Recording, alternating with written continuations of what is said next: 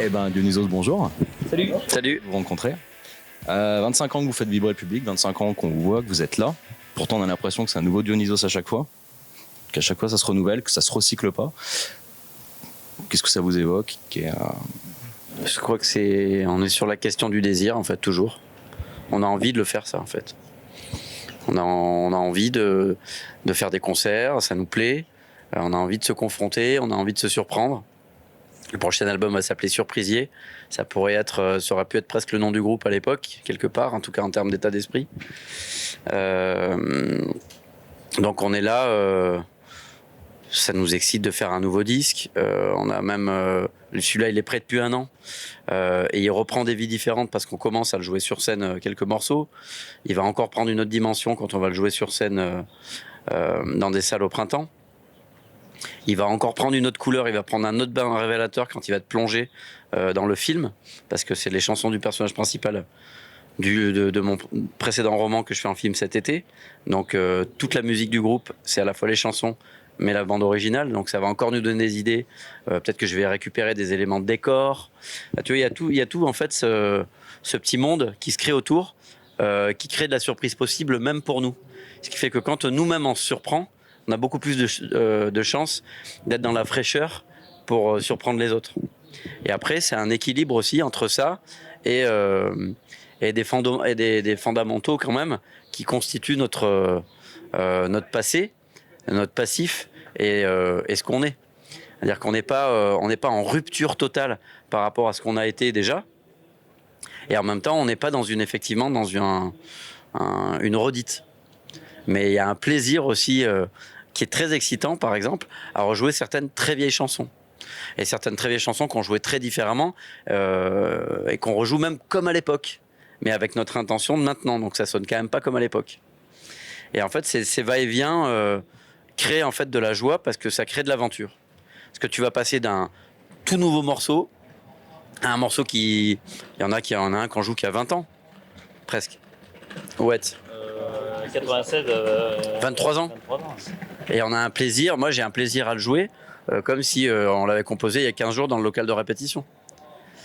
Donc je pense que c'est en fait, on se donne les moyens d'être heureux. Alors des fois ça marche pas, des fois on se trompe, des fois on a des difficultés comme tout le monde, c'est un chemin.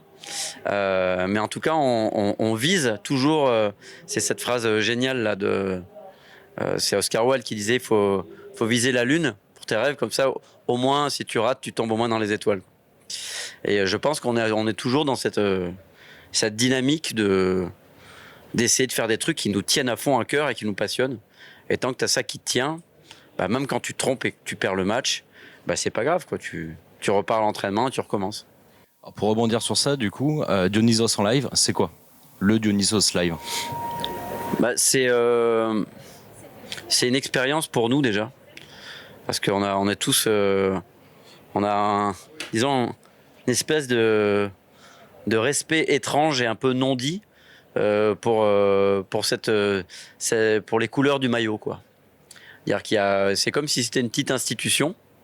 Et comme c'est nous qui la décidons, c'est une institution qui est justement à l'inverse de ce qui est parfois une institution, un truc rigide, parce que ça évolue tout le temps. Mais par contre, il y a une idée, un état d'esprit auquel on est fidèle et qui nous tient à cœur. Ce qui fait que quand on monte sur scène, on sait qu'on défend ces couleurs-là et que chacun, à titre individuel et collectif, on se doit d'être à cette hauteur-là. Et cette hauteur-là, ça ne veut pas dire être bon à chaque fois, parce qu'on est des êtres humains et des fois on peut rater, on peut faire des fautes comme tout le monde. Mais par contre, on se donne à fond à chaque fois, parce qu'il y a un truc qui nous tient à cœur, qui est au-dessus de nous. Au-dessus de juste la chanson, la question de où est-ce qu'on joue, de machin, de trucs. Il y a un truc qui est au-dessus. Ça, je pense que c'est le fait d'avoir traversé depuis des années des choses extraordinairement merveilleuses et des choses difficiles aussi, et d'être toujours là, ce qui est quand même un miracle artistique, humain et logistique, parce qu'il n'y en a pas beaucoup des groupes de rock qui ont commencé à Valence il y a 26 ans et qui se retrouvent à Musilac encore 26 ans plus tard. Qui ont enregistré aussi avec Steve Albini. Bah oui. Pas beaucoup, effectivement. Steve Albini, John Parrish, Mikey Bikey. Parce que quand même, ce qu'il faut dire, Mike, et c'est pas évident ce qu'il a fait quand même. On a enregistré 3 albums Un avec Dan Presley à San Francisco, puis ensuite avec Steve Albini, ensuite avec John Parrish, et depuis c'est lui qui enregistre nos disques. Et personne n'y voit que du feu. Au niveau du live, justement, pour revenir là-dessus, est-ce qu'on est sur quelque chose qui est vraiment calibré, où c'est exactement pareil, c'est de la répète, c'est de la répète, c'est de la répète, où ça laisse une certaine place quand même à un peu d'impro, à un peu de liberté, où on s'en tient au cahier des charges pour justement pas déborder? Non, il y a toujours de la place. Après, on structure quand même. Hein.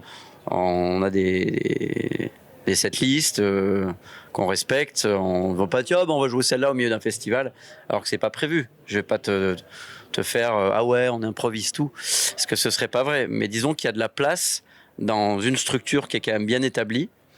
Il y a de la place pour l'interprétation différente chaque soir et pour des événements différents chaque soir. Évidemment un petit peu moins dans un festival, tout simplement parce que c'est plus court, donc statistiquement c'est moins sur un set d'une heure que sur un set d'1h50, et sur un moment où en fait le rythme sur le festival est encore plus important que en salle. En salle, presque justement, tu peux rythmer à un moment donné, et je donne par exemple un exemple de Neil Young. Neil Young, les concerts de Neil Young, Crazy Horse, où tu vas être très bruitiste, et à un moment donné il va faire une demi-heure à la folk et il va repartir. Évidemment, ça se prête pas à un festival, un truc comme ça. Tu peux pas le faire. Et nous, c'est pareil. Donc, il y a des moments qui sont plus dans la convivialité. Quand tu es dans une salle, c'est normal. Là, ça s'y prête pas. Donc, tu dois être plus dans une pulse et un rythme qui est adapté à la configuration. Votre meilleur souvenir en festival, que ce soit en tant qu'artiste ou en tant que spectateur, que festivalier? Alors, moi, en tant qu'artiste... c'est dur, il y en a tellement des fabuleux, mais je dirais quand même les Eurokéennes avec la Sinfonietta, avec un orchestre de 60 enfants, des répétitions, des trucs, et puis au milieu du concert un câble qui est grillé, je sais plus ce qui se passe, un fusible qui saute et toute la console qui saute, un truc qu'on prépare depuis 2 ans. Donc ça ressemble à un mauvais souvenir. Mais en fait, on est arrivé à faire un bon concert quand même. Ça a été réparé après 10 minutes. Je crois qu'il y a eu 10 minutes. 8 minutes. 8 minutes. Bon, j'exagère toujours un peu, mais en tout cas, c'est 8 minutes, 8 minutes sur un set d'1h10. Mais après, on est arrivé à la niaque qu'il y avait, et puis le regard dans les yeux de ces gamins qui sont quand même ensuite allés dans la foule. Et tout, la neige qui tombe. Enfin, il y avait un truc, pas la vraie neige, une fausse. Il y avait un truc qui est... En fait, pour moi, un bon concert, vraiment, c'est quand il y a quelque chose qui passe au-dessus de tout s'est bien passé et tout. Et des fois, ça peut être que tout s'est bien passé techniquement, mais il y a une magie en plus. Des fois, c'est un problème et t'es arrivé à le gérer, peu importe. Mais c'est en fait, il y a le bonus de magie, quoi. Et ça, c'est comme quand tu vas surfer, tu peux pas prévoir qu'il va y avoir les bonnes vagues et le bon vent. Tu peux pas le prévoir, mais tu dois te mettre dans les conditions que ça puisse arriver. Et là, évidemment, quand tu te retrouves avec un orchestre symphonique d'enfants, c'est un souvenir très particulier. Ensuite, moi, je dirais que en tant que spectateur, je crois que quand même, on a... Je sais pas si Mike, tu diras le même, mais quand même... on a quand même Reading, où on a vu quand même le même jour Deus, Beck, Smashing Pumpkins, Hall, Green Day, Teenage Fan Club, et je le mets à égalité avec Benny Cassim quelques années plus tard, où j'ai vu Björk, PJ Harvey, Sonic Youth, cet autre groupe génial, donc j'ai oublié, hein, non, il n'y avait pas Pavement. Je mets Benny Cassim à égalité avec Reading 95 avec Mike. Oui, parce qu'il n'y avait plus Kurt Cobain, du coup, c'était parti. Kurt Cobain, il venait de partir, et Hall, Courtney Love avait joué Penny Royalty. Je me rappelle très très bien. Vous voulez dire vos festivals à vous?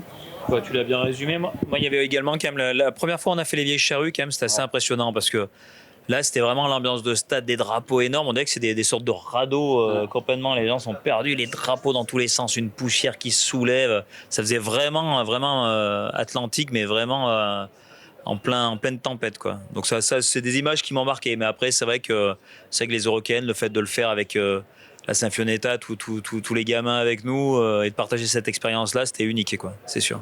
À la Sinfonietta, c'est quand même exceptionnel, mais moi je me rappelle aussi de la toute première fois, pour d'autres raisons, on a joué aux Eurocaines de Belfort.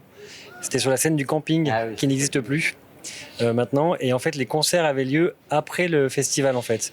La scène du camping commençait donc à 3h du matin, et nous on a joué à 7h du matin. En pleine nuit, et le soleil s'est levé en face de nous avec des gens qui étaient complètement bourrés, qui sortaient de la tête des tentes, et d'autres gens qui étaient restés devant pendant tout le concert. Et c'est vrai que c'était un souvenir. On était dans un état de fatigue incroyable, et il s'est passé quelque chose, comme tu disais Mathias, quelque chose de vraiment très différent ce jour-là. Et c'est des souvenirs qui restent un peu marqués, qui restent ancrés dans ta mémoire quand tu as vécu ça. Normalement, le soleil se couche, là, le soleil se levait au milieu du set, et c'était quand même quelque chose d'assez, une ambiance hyper apocalyptique, super impressionnante. Je sais pas si tu te souviens, en fait, on les avait fait asseoir à un moment donné, et puis on leur a fait bon, maintenant retournez-vous. Et en fait, derrière, on voyait le soleil qui se levait. Ouais. C'était assez fou. Moi, j'ai des super souvenirs aussi du Paléo Festival en Suisse, à Nyon. Et notamment, je crois que c'était la première fois qu'on a fait avec les Cures, ou c'était la deuxième fois, je sais plus. Et la première fois qu'on a fait le Paléo, c'était avec les Cures. Moi, je suis un grand fan des Cures, et moi, ça reste quand même un souvenir incroyable, quoi. Parce que je me souvenais dans ma chambre d'ado, avec les posters des Cures, et si on m'avait dit qu'un jour, on ouvrirait pour les Cures, c'était quand même... c'était cool.